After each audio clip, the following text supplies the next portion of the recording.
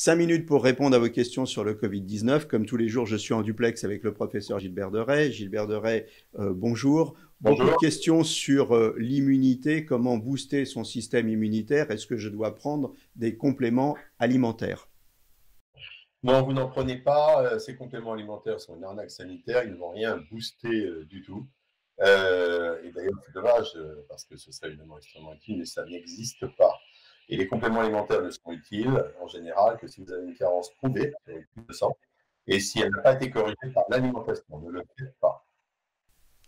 Les écrans tactiles, beaucoup de questions sur les écrans tactiles. On en voit sur les distributeurs de billets. Les livreurs ont des écrans tactiles quand ils nous font signer des trucs sur les livraisons. Est-ce que le virus survit sur les écrans tactiles? Combien de temps? Est-ce qu'il faut faire attention?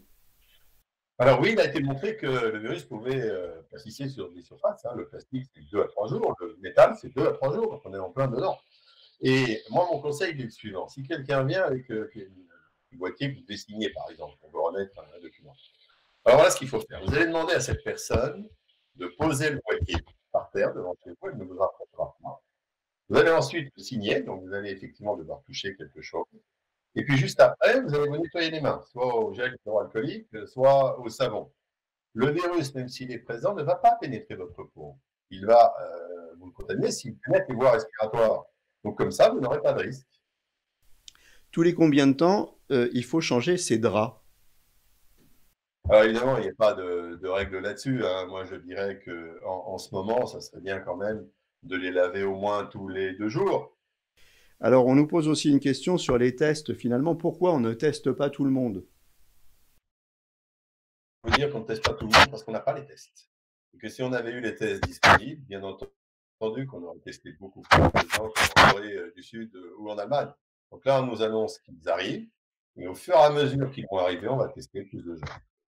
Nous n'étions pas prêts.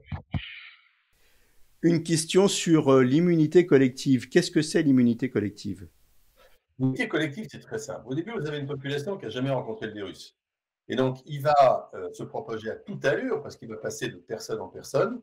Mais quand il va rencontrer quelqu'un qui a déjà eu le virus, alors il va tomber sur des anticorps et la barrière va s'arrêter. Et la propagation va s'arrêter. Quand vous avez une population qui à 60-70% a déjà rencontré le virus, la propagation va s'arrêter.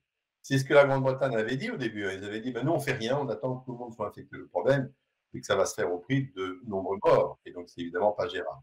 Par contre, c'est ce que le Brésil a décidé de faire. Quand vous faites ça, ça veut dire que vous avez choisi l'économie du pays au détriment de chaque vie.